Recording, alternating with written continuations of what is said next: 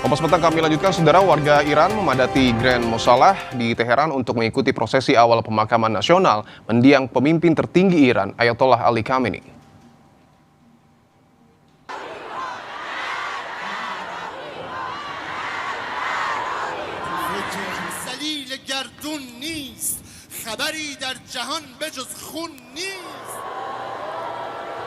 Otoritas setempat secara resmi memperlihatkan peti jenazah Khamenei dalam sebuah peti kaca khusus. Isak tangis warga pecah saat peti tersebut dihadirkan. Warga Iran juga terus meneriakan yel-yel tuntutan balas dendam atas kematian Ayatollah Ali Khamenei.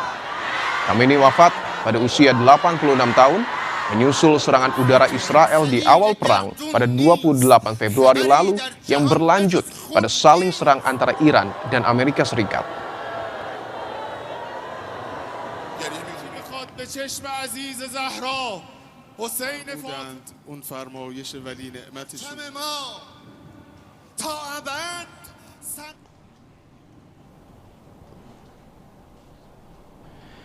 Sejumlah delegasi negara juga memberikan penghormatan kepada mendiang pemimpin tertinggi Iran, Ayatollah Ali Khamenei.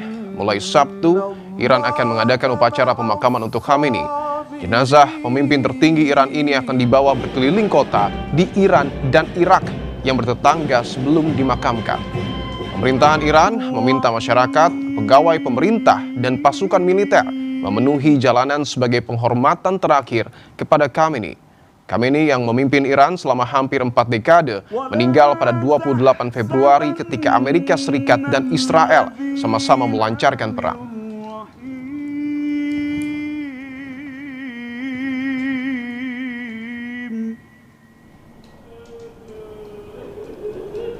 من المؤمنين رجال صدقوا ما عاهدوا الله عليه. Wakil Ketua Dewan Keamanan Rusia, Dmitry Medvedev, juga menghadiri upacara pemakaman mendiang pemimpin tertinggi Iran, Ayatollah Ali Khamenei di Teheran. Rekaman video menunjukkan Medvedev tiba di musola Imam Khomeini, tempat ia berdiri di depan peti mati Khamenei menjelang upacara pemakaman. Pihak berwenang Iran mengatakan para pelayat dapat memberikan penghormatan terakhir di Teheran selama 2 hari. Prosesi pemakaman dijadwalkan pada 6 Juli sebelum upacara dipindahkan ke Qom pada 7 Juli mendatang. Warga Iran terus memadati Teheran untuk mengikuti prosesi upacara pemakaman Ayatollah Ali Khamenei. Yang jadi pertanyaan, apakah pemakaman Ayatollah Ali Khamenei akan dihadiri putranya, yakni Ayatollah Mujtaba Khamenei, yang saat ini menggantikan tugas ayahnya sebagai pemimpin tertinggi Iran. Kita bahas bersama dosen ilmu politik Universitas Udayana, Fata Filomeno Borromeo Duarte, dan dosen internasional Institute for Islamic Studies, Qasim Muhammadi. Pak Qasim dan juga Mas Fata, selamat petang semua. Selamat petang. Oke, saya ingin ke Pak Qasim terlebih dahulu. Mungkin bisa digambarkan Pak Qasim suasana di kota Teheran saat ini dalam prosesi rangkaian pemakaman ini seperti apa, Pak Qasim? Ya, saya harus menjelaskan beberapa poin tentang pemakaman ini. Ini bukan pemakaman yang biasa. Pemakaman ini saya kira penting dalam banyak hal. Pertama, pemakaman ini mungkin akan menjadi pemakaman terbesar dalam sejarah sejauh ini dengan jumlah peserta sekitar 20 sampai 35 juta orang yang akan berpartisipasi. Poin kedua, masalah pemimpin Iran itu bukan hanya tokoh politik, tetapi beliau itu juga seorang ulama besar, salah satu ulama terbesar, terutama bagi kaum Syiah di dunia dengan pengikut sekitar 300 juta orang dari seluruh dunia. Dan poin ketiga, selama bertahun-tahun aparat propaganda Amerika dan Israel mereka telah mencoba menggambarkan rakyat Iran sebagai penentang pemerintah dan kepala negara Iran, sementara kehadiran rakyat Iran dalam pemakaman ini dan perpisahan pemimpin tertinggi Iran itu, saya kira itu membuat kebohongan besar ini tidak efektif. Oke, bahwa tadi Pak Kasim menyebutkan ada 20 hingga 25 juta rakyat yang kemudian datang di Teheran untuk mengikuti penghormatan terakhir kepada mantan pemimpin tertinggi Iran. Tapi pertanyaannya, apakah kemudian Mujtaba Khamenei juga akan hadir di sana, Pak Kasim? Ya, ini belum jelas, kita tidak ketahui apakah itu akan terjadi atau tidak, tapi itu harus kita ketahui bahwa Iran sedang berperang dengan para penjahat paling keji dan jahat di masa kini dan bahkan mungkin sepanjang sejarah.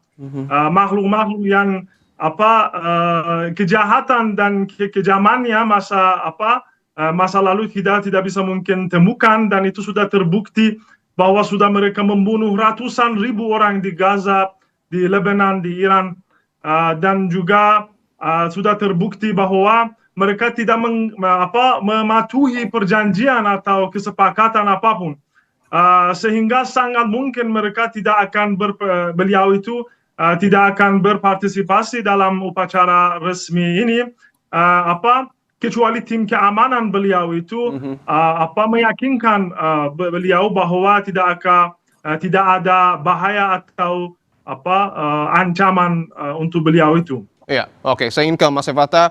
Apa sesungguhnya, Mas Efata, menurut analisa Anda, alasan dari Mujtaba hingga kini belum tampil ke publik? Apakah ini hanya sekedar soal faktor keamanan atau mungkin ada faktor lainnya? Baik, terkait dengan faktor keamanan, kita perlu melihat bahwa Donald Trump sendiri sudah mengancam ya akan melakukan pengeboman. Tetapi tentunya Donald Trump juga di satu sisi yang lain mengatakan bahwa akan memberikan kelegaan selama 7 hari begitu. Dan kita tahu bahwa Israel juga mengancam akan melakukan serangan ketiga. Dan per hari ini juga Israel melakukan satu agresivitas yang sangat luar biasa di Lebanon, di Suriah, dan juga di wilayah Gaza. Maka secara umum kita bisa simpulkan bahwa faktor keamanan lah yang menyebabkan Mujtaba mungkin ke depannya tidak akan hadir. Akan tetapi kebijakan-kebijakannya tentu merupakan hal yang cukup dirasakan oleh publik Iran hari ini. Maka kehadiran dalam kesempatan kali ini justru malah membahayakan. Dan hal itu terkonfirmasi juga dalam beberapa statement dari para pemimpin ya yang hadir. Mereka mengatakan bahwa hari ini akan ada doktrin kepalan tangan. Jadi ini menjadi salah satu poros perlawanan yang sangat kuat.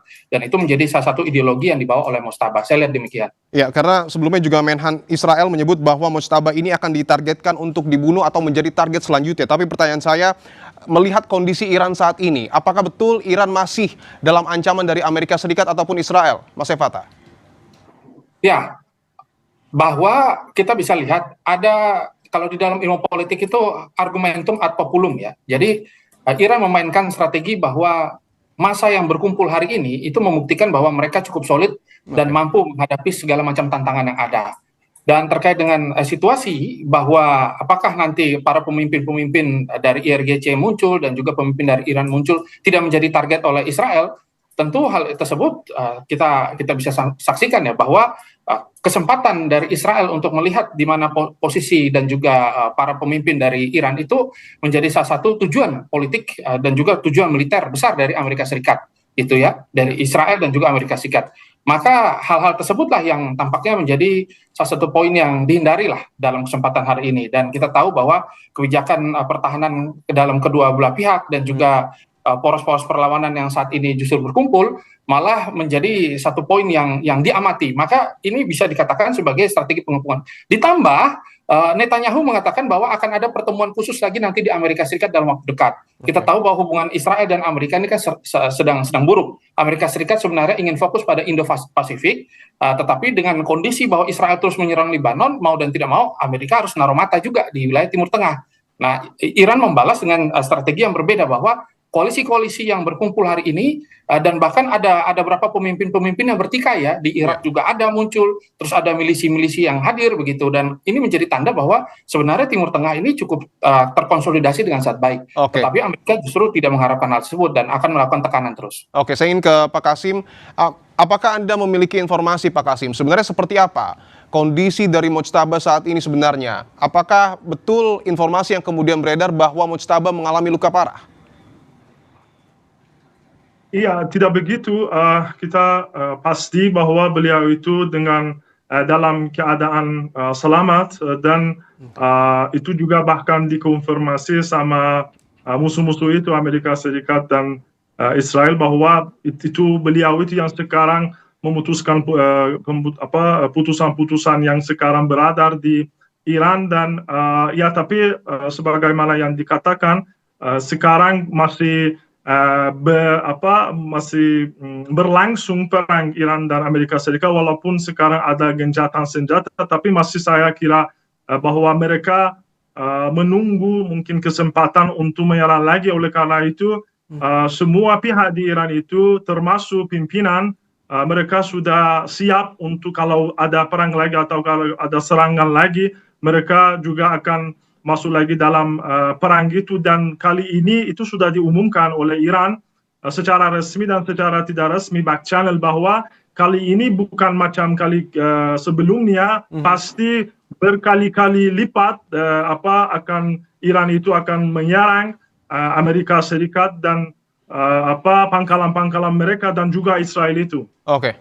Saya ingin ke Mas Efat, apakah artinya kalau kita dasari pada pernyataan dari Pak Kasim, ada kemungkinan besar bahwa setelah prosesi pemakaman ini Amerika Serikat ataupun Israel akan kembali menyerang Iran? Ya, kemungkinan tersebut tentu tetap ada ya. Kita tahu bahwa sebenarnya Israel juga selama ini membangun hubungan yang sangat baik dengan Amerika Serikat. Dan kita tahu bahwa ada berapa juta ton ya persenjataan Amerika Serikat yang sudah digeser ke Israel. Dan kita juga melihat bahwa agresivitas dari Angkatan Laut dari Amerika Serikat yang kali ini menambah hingga kurang lebih 24 kapal perang ya. Nah, ini kan tanda bahwa semua dalam posisi yang cukup steady begitu. Maka kalau ditanya apakah nanti ke depannya akan ada agresivitas atau ada serangan, tergantung kesepakatan nuklir. Kalau terjadi kesepakatan nuklir, maka Amerika ini tidak ingin menyerang, Amerika ingin melihat ya, ke depan Iran sepakat dulu terkait dengan kesepakatan nuklir.